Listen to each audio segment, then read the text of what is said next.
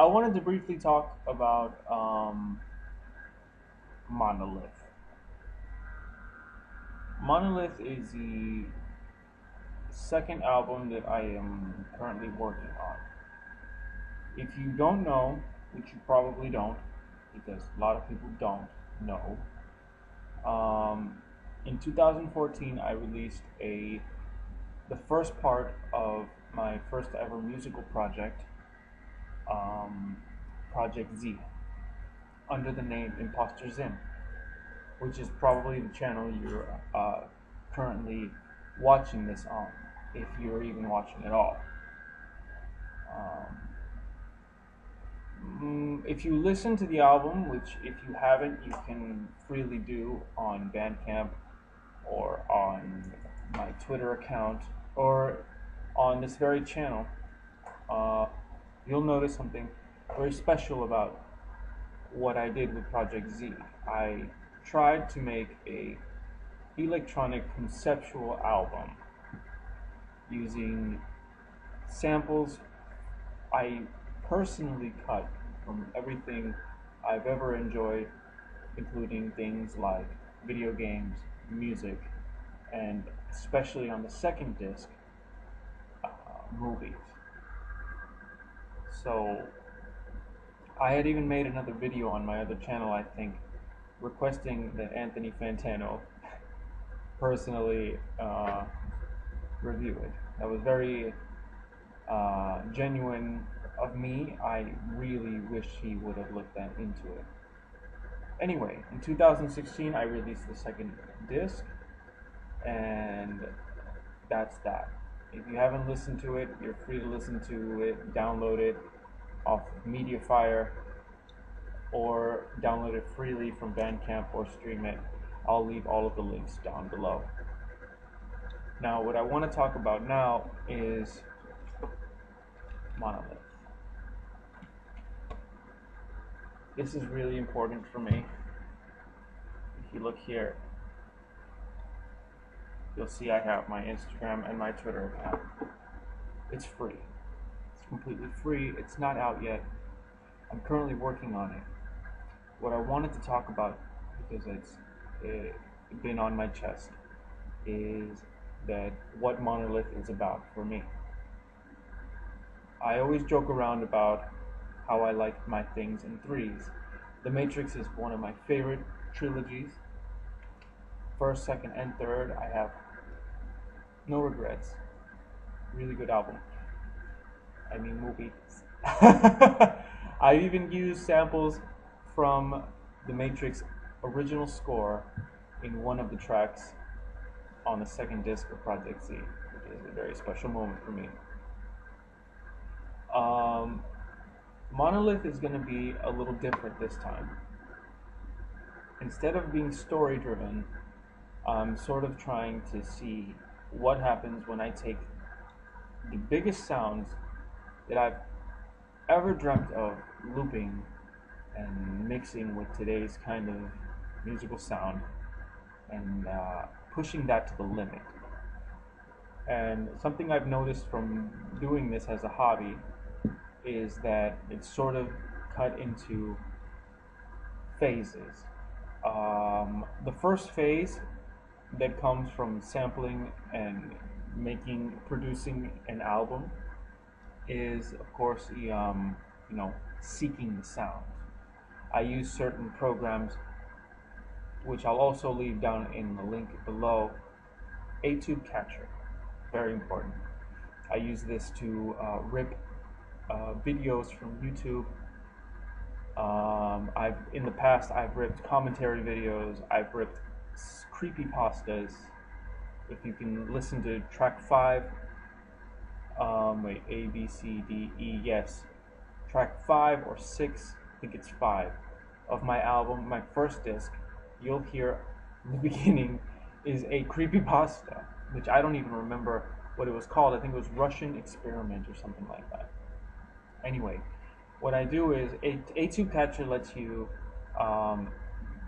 capture URLs, download the source, and then transmit it to whatever format you want, be it MP4, MP3, etc. What I do is I transform it to WAV, that's WAV, and then I insert that into FL Studio 11, which is also a very good program. Most people will say, oh, but Fruity Loops, blah, blah, blah. Personally, I love Fruity Loops. I'm a little bit of an old guy, so I've never gotten to be into the whole, what's the name? I know there are other programs, there are other sound programs that are a little more professional or whatever, but this is fun. I enjoy Fruity Loops. It's very simple for me. There are a lot of plugins. I haven't even used all of the plugins I've actually wanted to use. Wish I could remember the names of those programs that people have actually told me you need to use because they're very good, and I've just decided not to. So that first phase is basically that, you capturing sound. Another program I have here on my toolbar is Wave MP3 Converter. What I do with that is I grab some of my favorite MP3s that I've either downloaded, pirated, ripped off of YouTube, etc., and I transform them into WAV. Something also very special about this program is that it doesn't only work with MP3s. I've actually grabbed entire films like The Mask, Young Frankenstein. If you've listened to the second album, my second disc of the first album, you will actually hear a lot of Young Frankenstein because I was in love with that movie when I was a little boy. And it's sort of an homage. I've also taken things from other soundtracks, motion picture soundtracks, video games, snippets from live gameplay, and etc. Anyway, that's another program you should really look into if you're looking to make sample-based music. Winamp was very useful for me. I've always used Winamp. I cannot stand Windows Media Player. I can't stand any media player for that matter. Winamp is the smallest, fastest, most resourceful sound player that I have. It's very simple. I open it up, it works, I play, I turn it off, I put it back on. Very useful. Whenever you want to test a loop that you personally made, Winamp is perfect. You just put that shit on repeat and loop that shit. Shout out to some of the free sample packs that I've used in the past, especially on Project C. Let me open that carpet. Sorry, in Spanish you say carpeta. My folder here is full of music that I've collected over the last 4 years. There's these guys called Blue Martin. I've constantly linked them up in the videos, but I'll mention it again. They have a special folder full of music from the 90s, from 1989 to 1999, jungle-based samples. That's break beats, sound pads, vocals, all kinds of things. And I've also borrowed a lot of, I've also downloaded REA's Lion Kit Volume 1 and 2. I've got a lot of Vengeance.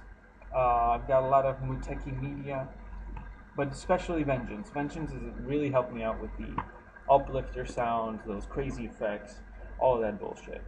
But what's most important for me is that Monolith be an homage to those sounds that we all know and love. You know, those personal sounds. What is a monolith? If you look up the definition, I don't know. I just love that word, monolith. I actually even the year I decided to go, I released an album in 2014, 2016, and now I need to release it in 2018.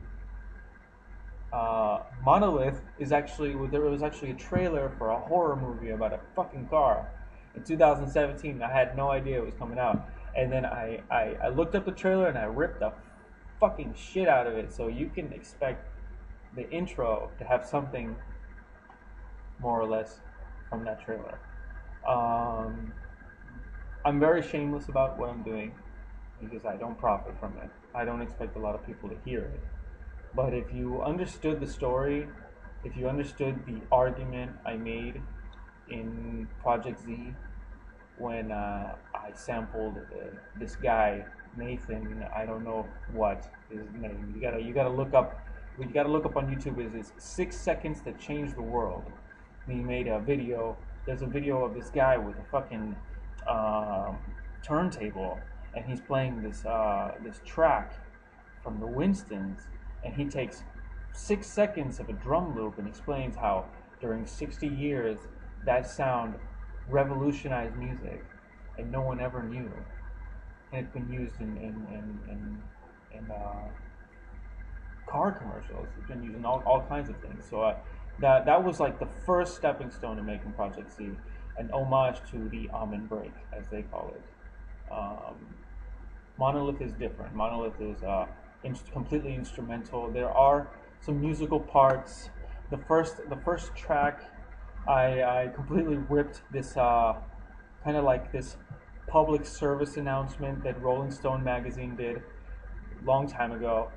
You know, shitting on DJs, and that's a lot of fun. My little brother told me that I needed to get rid of it because he's tired of hearing me boast these monologues in my music. He's more interested in the sound. So, you know, you're gonna hear a lot of new shit. You're gonna hear a lot of old shit, and whether you like it or not, you know, this is exactly what I've always wanted to do. Monolith is going to be the second part in my trilogy. I was obsessed with making something epic. That's why I chose a double album the last time. I chose the whole concept with power levels. I used a lot of sounds from Half-Life, from the Counter-Strike source. I used sounds. I used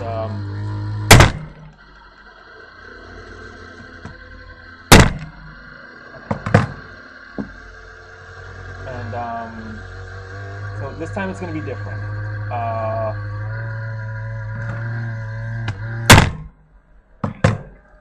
In other words, I'm using a shitty laptop.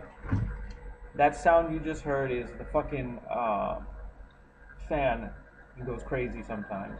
But, you know, with the last energy that I have here of this laptop, I'm going to try to achieve one of my most ambitious projects, and that is Monolith.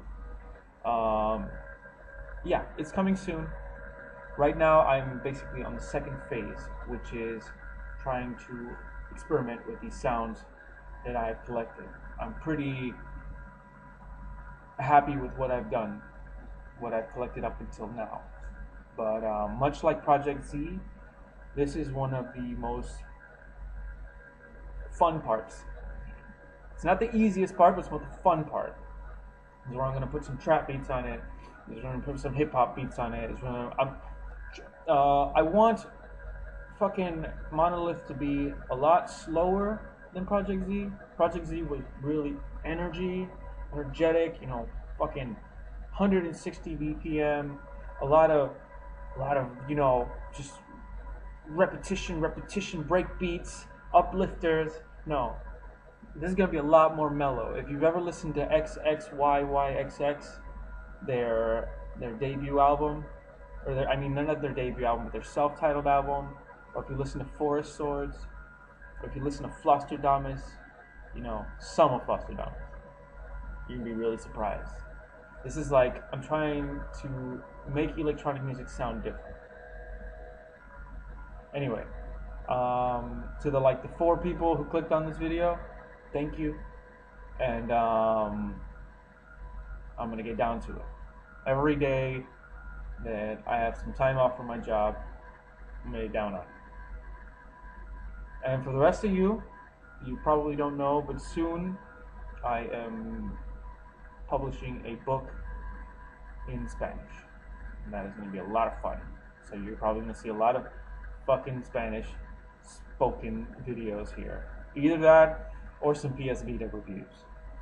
But I can't wait until I can put that freaking box right there in the middle of the YouTube screen, and put it on Bandcamp, and put it on Twitter, and put it all over the fucking place. And it's gonna be free, obviously. Obviously, it's gonna be free. Um, just give it a chance. Listen to some of this crap. You will never hear anything like it ever.